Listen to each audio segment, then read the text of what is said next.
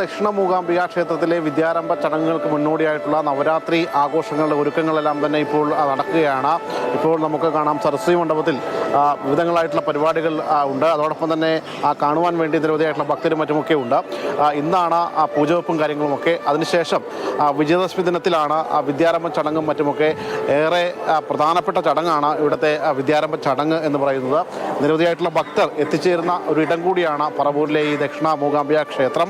ഇപ്പോൾ നമ്മോടൊപ്പം ക്ഷേത്രോപദേശ സമിതി പ്രസിഡന്റ് സജി നമ്പി എത്തിച്ചേരുന്നു. ഒരുക്കങ്ങളൊക്കെ ഇവിടെ വടക്കൻ പറവൂർ ദക്ഷിണ മൂകാംബിക ക്ഷേത്രത്തിൽ 365 ദിവസം പൂജാ ദിവസം ഒഴിച്ചുള്ള ബാക്കി എല്ലാ ദിവസവും നമ്മൾ വിദ്യാരംഭ ചടങ്ങ് നടക്കുന്ന കേരളത്തിലെ ഏക സരസ്വതി ക്ഷേത്രമാണ്. അപ്പോൾ അതിൻ്റെ ഭാഗമായിട്ടുള്ള ഒരുക്കങ്ങളെല്ലാം തന്നെ എല്ലാ വർഷത്തെ പോലെ നല്ല രീതിയിൽ നടക്കുന്നു.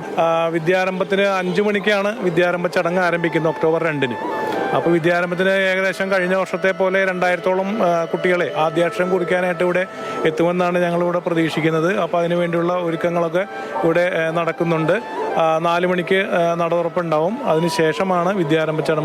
ഇവിടെ അവസാനം വിദ്യാരംഭത്തിന് വേണ്ടി എത്തുന്ന ആളെ വരെ പരിഗണിച്ചതിന് ശേഷമായിരിക്കുള്ളൂ നട അടയ്ക്കുന്നത്. പിന്നെ ക്ഷേത്രോപദേശ സമിതിയുടെ നേതൃത്വത്തിൽ നമ്മുടെ നവരാത്രി മണ്ഡപത്തിൽ സംഗീതാർച്ചന ഉൾപ്പെടെയുള്ള പരിപാടികൾ സംഘടിപ്പിക്കുന്നതിന് കഴിഞ്ഞ 22-ആം തീയതി മുതൽ നടക്കുകയാണ്. ഒക്ടോബർ 2 വൈകിട്ട് രാത്രി 5 മണി വരെ 10 മണി വരെ ഏകദേശം ഈ പരിപാടികളെല്ലാം ഇവിടെ ക്ഷേത്രോപദേശ സമിതിയുടെ പേരിൽ നടക്കുന്നുണ്ട്.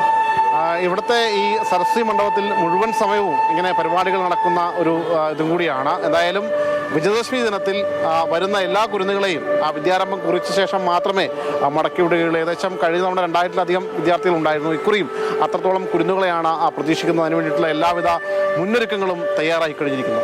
വിജേഷ് ബുധവാശ്ശേരിക്കൊപ്പം ശ്യാമപ്രസാദ് ഉത്തമൻ, മാതൃഭൂമി ന്യൂസ്, കൊച്ചി.